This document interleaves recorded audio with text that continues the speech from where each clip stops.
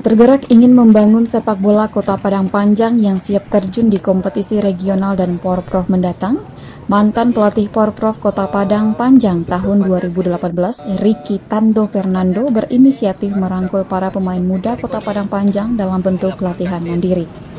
Bertempat di parkiran Gor Hatip Sulaiman Kota Padang Panjang, Rabu 5 Agustus 2020, Ricky Tando menempa anak-anak asuhnya dengan materi latihan fisik.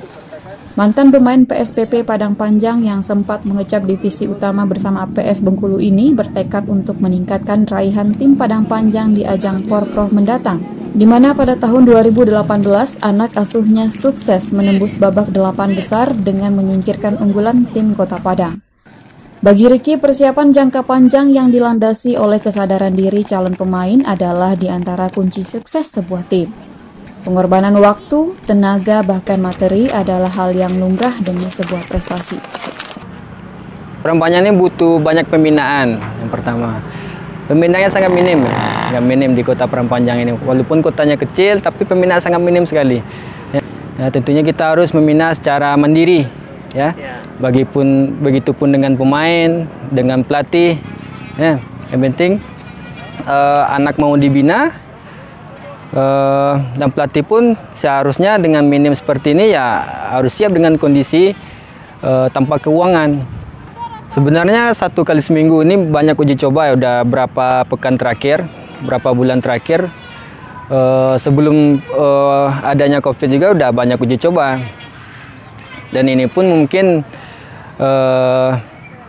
ada sedikit gambaran dari Ketua KONI, Ketua Pengcap, buat cari tim 2001. Ini pun sebenarnya untuk persiapan dari Porprov juga. Di tahun 2022 rencananya tuan rumah di Padang Panjang sama Tanah Datar kan. Tapi memang balik lagi masalah keuangan. Ya, masalah keuangan tentunya tidak bisa dikeluarkan di tahun ini atau di tahun depan. Ada sebagian dari mereka yang minta, bang, yuk latihan bang. Dan ada yang dikasih tahu, kamu mau ikut latihan, itu dengan pantauan.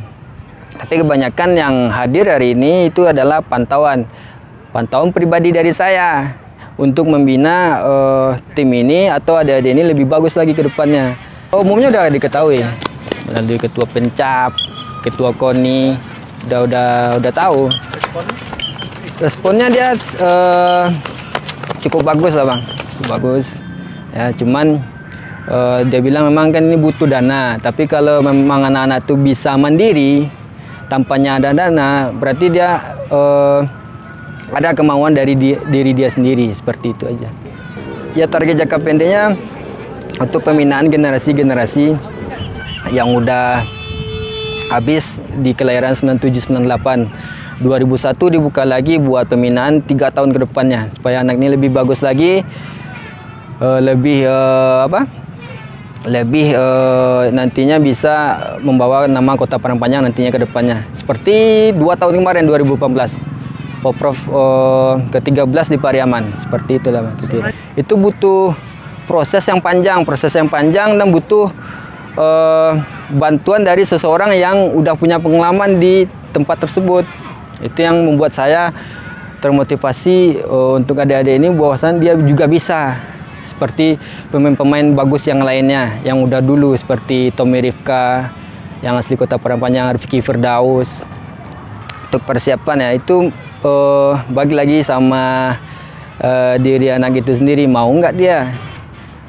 Ya, dengan kata mandiri tadi udah semuanya di situ bang. Kalau udah kata mandiri, otomatis apapun bentuk latihannya, keadaan keuangannya, semuanya berarti dia udah siap dengan kata mandiri. Nantinya apakah itu nantinya uji coba keluar butuh biaya sendiri, ya lakukan demi pengembangan diri mereka sendiri. Keseriusan Ricky Tando membina calon pemain tim Kota Padang Panjang mendapat dukungan penuh dari Ketua KONI Padang Panjang, Ferry Mer. Bagi Ferry, sosok Ricky adalah figur yang tepat untuk meningkatkan prestasi sepak bola Kota Padang Panjang. Dengan maunya si Ricky untuk membina adik-adik tanpa harus mengambil ya dari KONI, dari Pemda atau dari pihak-pihak yang berkompeten untuk sepak bola, itu saya rasa cukup luar biasa. Adapun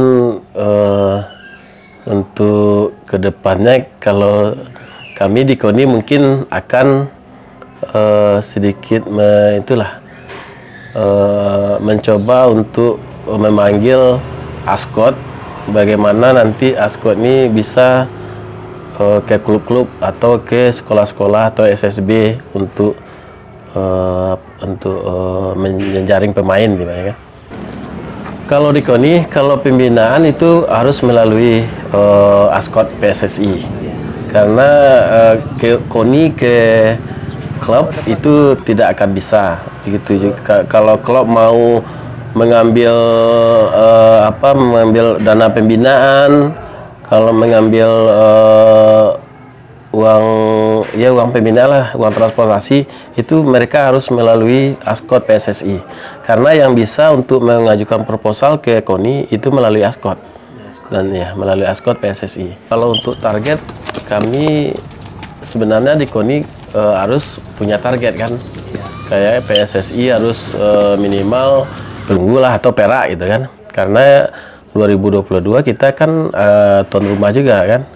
Nah, kalau tuan rumah itu minimal kalau final kan penutupan harus main lah Padang Panjang atau lawan apa kan.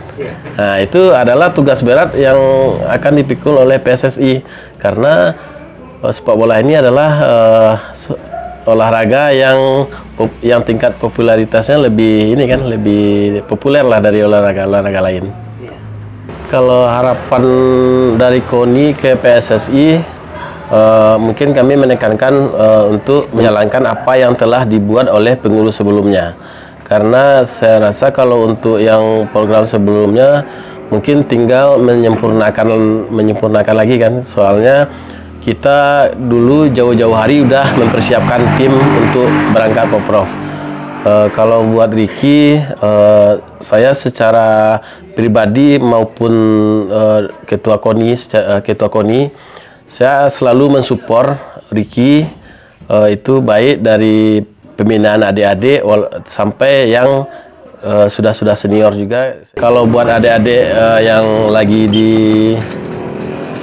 dilatih oleh Ricky, dibina oleh Ricky, kalian harus semangat, karena yang senior-senior kalian kan udah banyak yang berhasil main di klub lain walaupun Liga 3, karena kemarin juga Padang Panjang nggak ikut Liga 3, kemarin juga ada, kalau nggak salah semua pemain Poprov kita dipakai di semua klub Liga 3 di Sumatera Barat.